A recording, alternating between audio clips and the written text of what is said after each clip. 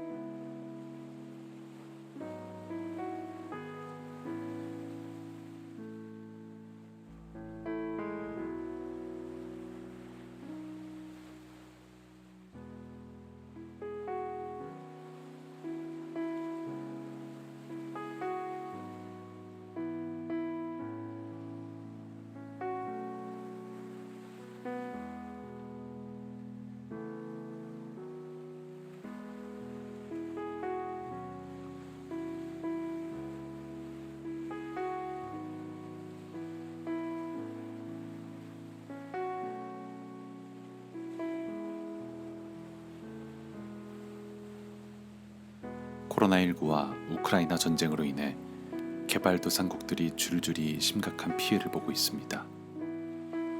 아르헨티나는 연간 물가 상승률이 55%를 넘어서 수천 명의 시민들이 항의 시위를 벌였습니다.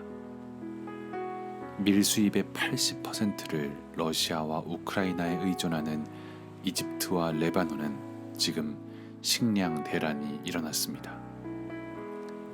경제난으로 화폐 가치가 90% 이상 폭락한 레바논은 전쟁 이후 빵 가격이 70% 이상 폭등하며 심각한 굶주림에 시달리고 있습니다. 수단은 수백만 명이 아사 위기에 처했습니다. 러시아의 우크라이나 침공은 단지 두 나라만의 문제가 아니라 이제 전 세계의 어려운 이웃들을 더욱 힘들고 고통스럽게 만들고 있습니다. 이 시간 어려운 이웃들을 위해 함께 기도합시다. 우크라이나의 전쟁이 하루빨리 끝나게 해주세요. 어려운 일들에 먹을 것과 입을 것, 잘 수 있는 공간을 주세요. 사람들의 마음을 욕심이 아님 나누는 마음과 사랑을 주세요.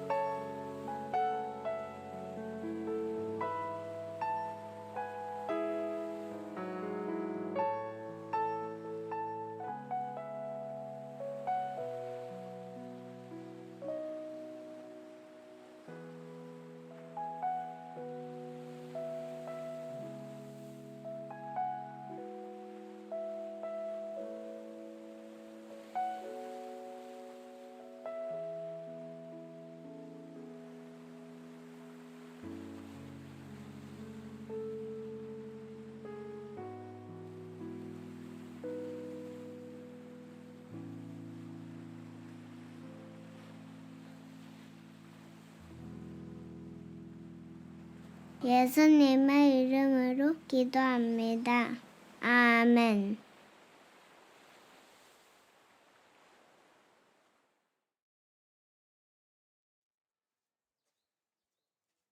요한복음 21장 1절부터 19절 말씀. 그 뒤에 예수께서 디베랴 바다에서 다시 제자들에게 자기를 나타내셨는데 그가 나타나신 경위는 이러하다. 시몬 베드로와 쌍둥이라고 불리는 도마와 갈릴리 가나 사람 나다나엘과 세베대의 아들들과 제자들 가운데서 다른 두 사람이 한 자리에 앉아 있었다. 시몬 베드로가 그들에게 말하기를 나는 고기를 잡으러 가겠소 하니 그들이 우리도 함께 가겠소 하고 말하였다. 그들은 나가서 배를 탔다. 그러나 그날 밤에는 고기를 한 마리도 잡지 못하였다. 이미 동틀 무렵이 되었다. 그때 예수께서 바닷가에 들어서셨으나 제자들은 그가 예수이신 줄을 알지 못하였다. 그때 예수께서 제자들에게 물으셨다. 얘들아, 물 좀 잡았느냐? 그들이 대답하였다. 못 잡았습니다. 예수께서 그들에게 말씀하셨다. 그물을 배 오른쪽에 던져라. 그리하면 잡을 것이다. 제자들이 그물을 던지니 고기가 너무 많이 걸려서 그물을 끌어올릴 수가 없었다. 예수가 사랑하시는 제자가 베드로에게 저분은 주님이시다 하고 말하였다. 시몬 베드로는 주님이시라는 말을 듣고서 벗었던 몸에다가 겉옷을 두르고 바다로 뛰어내렸다. 그러나 나머지 제자들은 작은 배를 탄 채로 고기 같은 그물을 끌면서 해안으로 나왔다. 그들은 육지에서 100자 남짓밖에 떨어지지 않은 곳에 들어가서 고기를 잡고 있었던 것이다. 그들이 땅에 올라와서 보니 숯불을 피워 놓았는데 그 위에 생선이 놓여 있고 빵도 있었다. 예수께서 제자들에게 말씀하셨다. 너희가 지금 잡은 생선을 조금 가져오너라. 시몬 베드로가 배에 올라가서 그물을 땅으로 끌어내렸다. 그물 안에는 큰 고기가 153마리나 들어 있었다. 고기가 그렇게 많았으나 그물이 찢어지지 않았다. 예수께서 그들에게 말씀하셨다. 와서 아침을 먹어라. 제자들 가운데서 아무도 감히 선생님은 누구십니까? 하고 묻는 사람이 없었다. 그가 주님이신 것을 알았기 때문이다. 예수께서 가까이 오셔서 빵을 집어서 그들에게 주시고 이와 같이 생선도 주셨다. 예수께서 죽은 사람들 가운데서 살아나신 뒤에 제자들에게 자기를 나타내신 것은 이번이 3번째였다.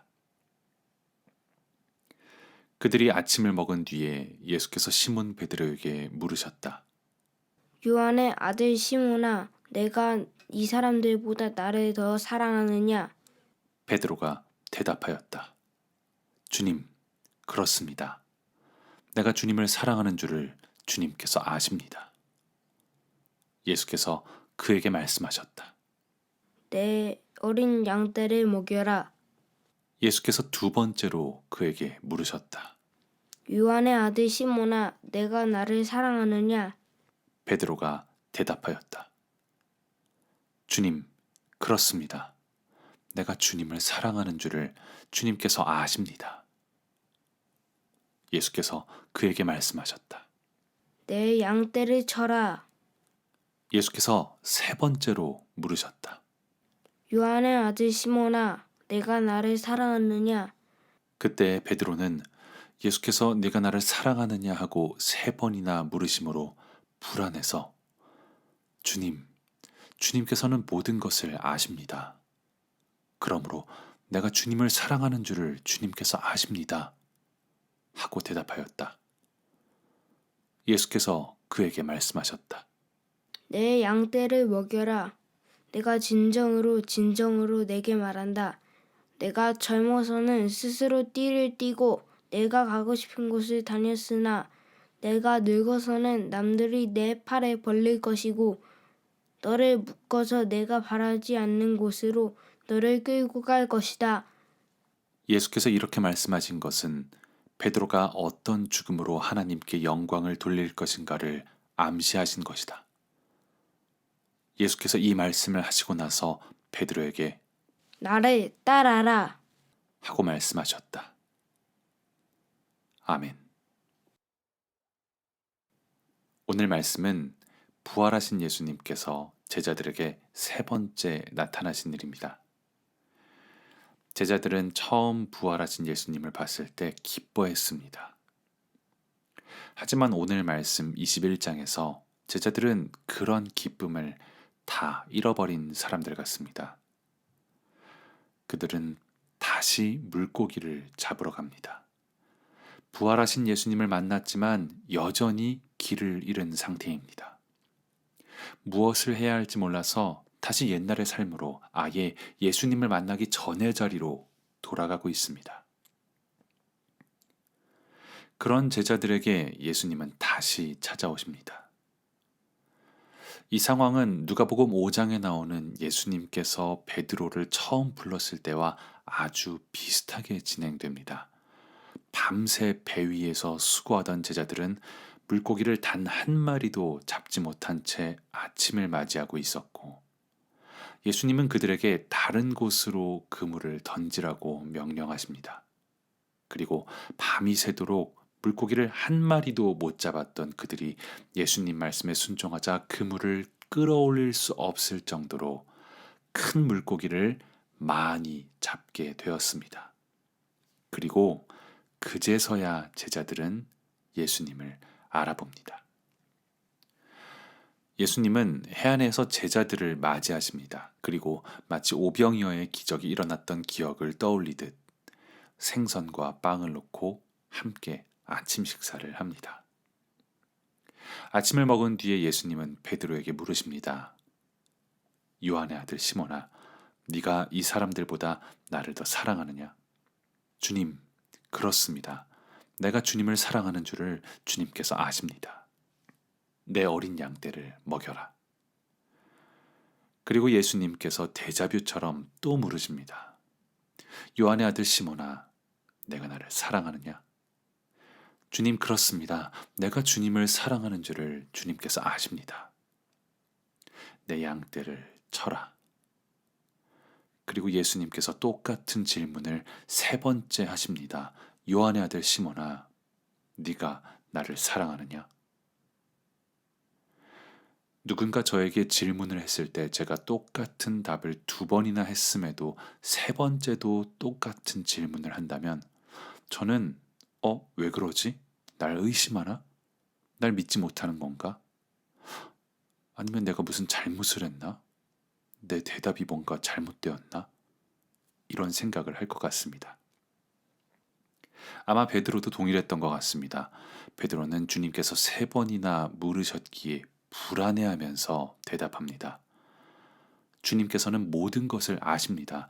내가 주님을 사랑하시는 줄 이미 주님께서 아십니다. 그러자 주님은 마지막으로 말씀하십니다. 내 양떼를 먹여라. 그리고 이어서 말씀하시죠. 네가 젊어서는 스스로 띠를 띠고 가고 싶은 곳에 다녔지만 네가 늙어서는 남들이 네 팔을 벌리고 너를 묶어서 네가 바라지 않는 곳으로 너를 끌고 갈 것이다. 나를 따라라. 예수님은 베드로에게 3번 사랑을 확인하십니다. 하지만 이것은 예수님을 위해서가 아닌 베드로를 위한 확인입니다. 베드로와 제자들은 예수님께서 십자가에서 죽으시기 전에 3년을 함께 했습니다. 그럼에도 예수님을 부인하고 도망쳤습니다. 심지어 부활하신 예수님을 이미 2번이나 만났지만 지금은 아예 예수님을 만나기 전의 삶으로 돌아갔습니다. 이들은 지금 자신이 무엇을 해야 할지 몰라 방황하고 있습니다. 삶의 방향도 목적도 잃었습니다. 무엇을 위해 살아야 할지 몰라 그저 옛날에 하던 대로 살자라는 생각입니다. 그런 베드로에게 예수님은 길을 가르쳐 주시려 합니다. 그런데 명확한 삶의 길을 제시하시기 전에 그 길을 걸어갈 분명한 힘과 의지가 있는지 베드로 자신이 스스로에 대한 확신이 필요합니다. 네가 나를 사랑하느냐? 어떤 선택을 하고 그 길을 걸어가려면 마음이 필요합니다. 예수님은 베드로에게 배 위에서 낚시하는 삶이 아닌 예수님을 따라 자기 십자가를 지고 따르는 삶을 말씀하시기 전에 그 길을 따르기 위해 베드로가 예수님을 사랑하고 있는지 물으십니다. 그 사랑이 없이는 갈 수 없는 길이기 때문이죠. 그리고 이 물음은 베드로 자신을 위한 질문입니다. 나는 예수님을 사랑하는가? 나는 진짜 예수님을 사랑하고 있는가? 나는 어떤 일이 있더라도 예수님을 향한 사랑을 부인하지 않을 것인가? 베드로는 이후에 예수님께서 말씀하신 대로 자신이 원하지 않는 길을 끌려갈 때도 예수님을 사랑하는 자신의 마음을 의심하지 않았을 것입니다. 예수님의 질문을 통해 자신의 마음에 확신을 심어주신 주님 덕분에 어떤 고난이 있더라도 주님을 따르기를 포기하지 않았을 것입니다. 누가복음 5장에는 베드로를 처음 부르시는 장면이 나옵니다. 그리고 오늘 본문에서 주님은 다시 베드로를 부르십니다. 이제 다시는 그 마음이 변하지 않을 깊이 있고 흔들리지 않는 대답으로 베드로는 예수님을 따르는 삶을 살게 됩니다. 사랑하는 나그네 여러분, 우리는 처음 주님을 알게 되었을 때 기쁨과 즐거움, 그리고 사랑의 감격을 느꼈습니다. 그리고 십자가의 예수님을 알게 될 때 부끄럽지만 도망치기도 했습니다. 나 자신에게 실망하기도 하고 요즘 말로 현타가 오기도 했습니다. 그리고는 형식적인 신앙생활을 하거나 혹은 교회를 떠나기도 했습니다. 부활하신 예수님을 만났음에도 아예 주님을 몰랐던 삶으로 돌아가 이중적인 삶을 살기도 했습니다. 여전히 우리는 어디로 가야 할지 몰라 길을 잃고 방황하는 나그네입니다. 그런데 그런 우리에게 주님은 또 찾아오십니다. 포기하지 않고 다시 와서 물으십니다. 네가 나를 사랑하느냐? 이 질문은 길을 잃고 방황하는 우리에게 진리의 길을 가르쳐 주시기 전에 우리가 우리 자신의 마음을 깨닫게 하기 위해 던지신 질문입니다. 네가 나를 사랑하느냐? 이 질문은 이제 더 깊은, 더 높은 진리의 길을 흔들리지 않고 걸어가기 위해 우리가 우리 자신의 마음을 깨닫게 하기 위해 던지신 질문입니다. 네가 나를 사랑하느냐? 이 질문은 예수님을 따르기 위해 우리의 마음을 확인하는 질문입니다.